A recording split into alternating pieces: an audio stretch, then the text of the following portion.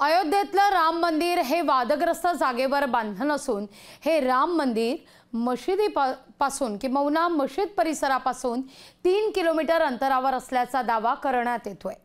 संजय राऊत, नाना पटोलेंसारखे दिग्गज नेते सुद्धा सरकारला जाब विचारू लागलेत। लोकशाही मराठीच्या फॅक्ट चेक टीमनं सोशल मीडियावर केला जाणारा हा दावा तपासण्याचा निर्णय घेतला। लोकशाहीच्या फॅक्ट चेक टीमच्या पडताळणीत जे सत्य समोर आलंय ते धक्कादायक आहे।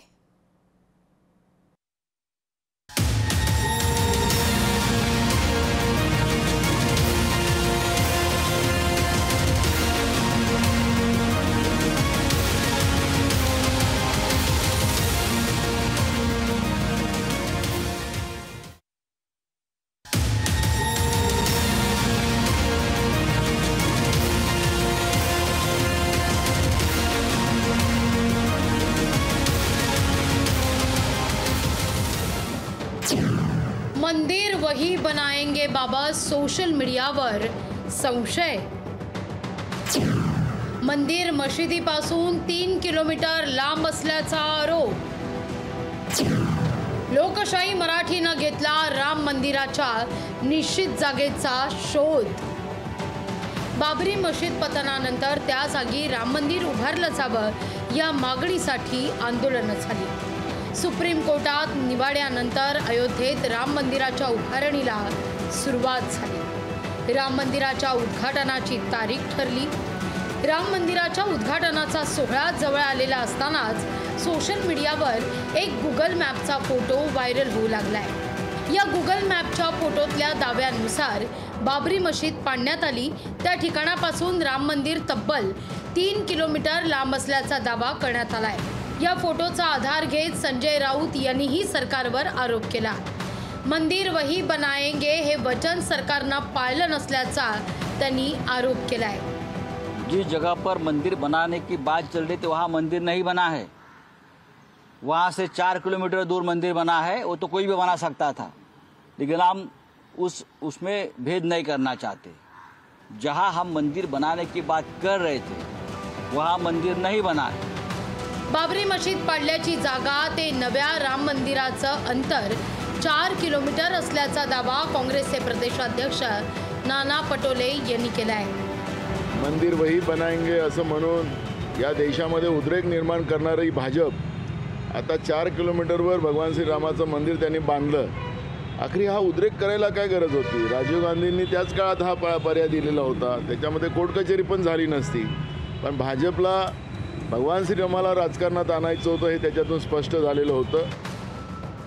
सध्या गुगल मॅप हे अत्यावश्यक टूल आहे। प्रवास असो की एखादा पत्ता शोधण्याचं काम, गुगल मॅप एका मिनिटात तुम्हाला हवा तो पत्ता आणि हवी ती जागा शोधून देण्याचं काम करतात। गुगल मॅपच्या त्या व्हायरल स्क्रीनशॉटवर सगळ्यांचाच विश्वास आहे। लोकशाही मराठीच्या फॅक्ट चेक टीमनं सोशल मीडियावरच्या या दाव्याची पडताळणी करण्याचा निर्णय घेतला। सोशल मीडियावर फिरणारा तो गुगल मॅपचा स्क्रीनशॉट खरा आहे। मंदिर आणि मशिदीच्या अंतराबाबतचा दावा खरा आहे का याची पडताळणी करण्याचा निर्णय घेतला। गुगल मॅपवर राम मंदिर परिसर स्पष्ट दिसतो। मंदिराचं बांधकाम सुरू असलेलंही दिसतंय। त्यापासून बऱ्याच अंतरावर एका बांधकामावर बाबरी मशीद असं मार्किंग करण्यात आलंय। ही मार्किंग खरी आहे का हे आम्ही पडताळून पाहिलं।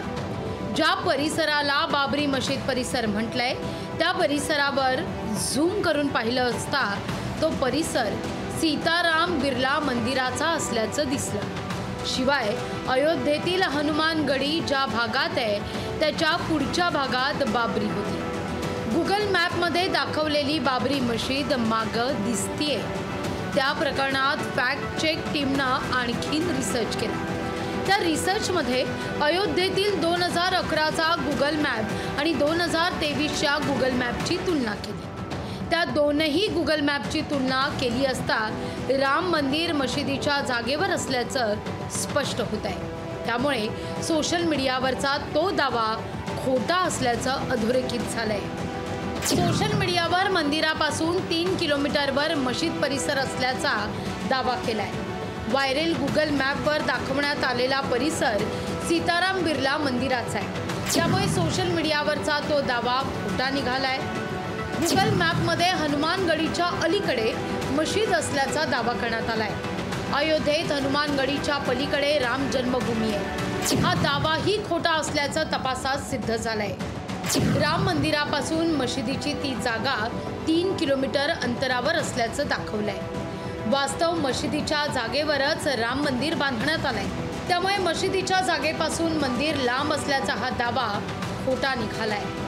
सोशल मीडियावर दावा केला जाणारी प्रत्येक गोष्ट खरी असते असं नाही। काही गोष्टींना सत्याचा मुलामा दिला जातो।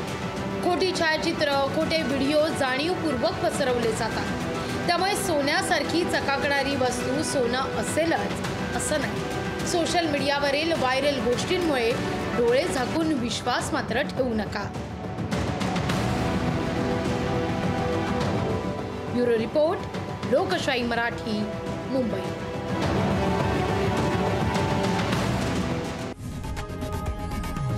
लोकशाही मराठी, ऐका, पहा, जागरूक रहा।